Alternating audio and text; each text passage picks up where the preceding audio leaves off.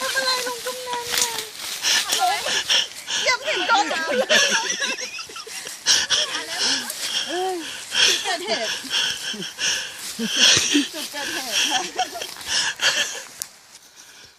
มาเป็นภาระล้วนๆค่ะไม่ได้มาช่วยอะไรเลยทำภาระให้คนอื่นรู้เถิดกันค่ะทั้งหัวอยู่เราจะดูคนอื่นของตากล้องแล้วแหละ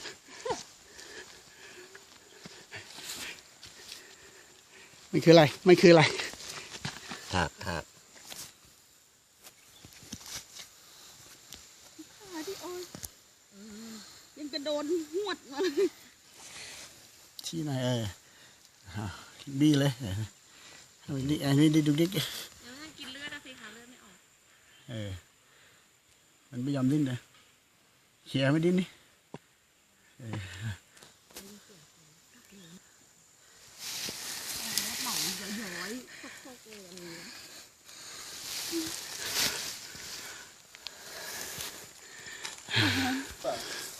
โอ้ไม่มีใครไม่โดนเลยใครไม่โดนมันนี่ตัวมีตัวเลย หลายตัวโดน เอาน้ำเอาแข็งมาดิ นับไม่ถูกเลยนึง สอนการอะไรอยู่เอาน้ำแข็งลูกเอามาวันหลังมาอยู่นี่เองคนนี้แหละกูโอนเลยกูโอนให้ถ้าจะทำงานในมือยิงหมูป่าไว้ตอนรับเขาไว้เงี้ยเข้ามาแล้วแบมหมดเลยอะไรกำลังดูแข็งแรงท่านจะหลบกล้องแล้วหลบพัดเดี๋ยวรอนะท่านระวังนะตรงผมไม่ได้อันต อัน ราย นี้รู้เลยว่าผัดพริกเพราะว่ามีพริกอยู่บนเกาะ ไปราชการอยู่อ้าว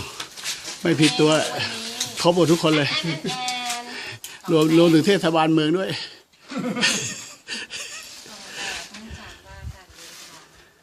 ตอนนี้เทศบาลเมืองโดนแน่ เอาอะไรกินกันคะ ช้อนไง มีช้อนอย่างนั้นแหละเอาหมูแล้วของใครของมันครับดารา หมูนะ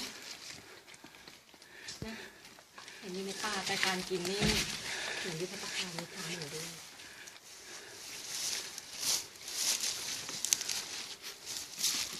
ทำไมเมื่อกี้มันไม่แกะกันอ๋อแกะไปแล้ว พูดหน่อยแล้วไม่หิว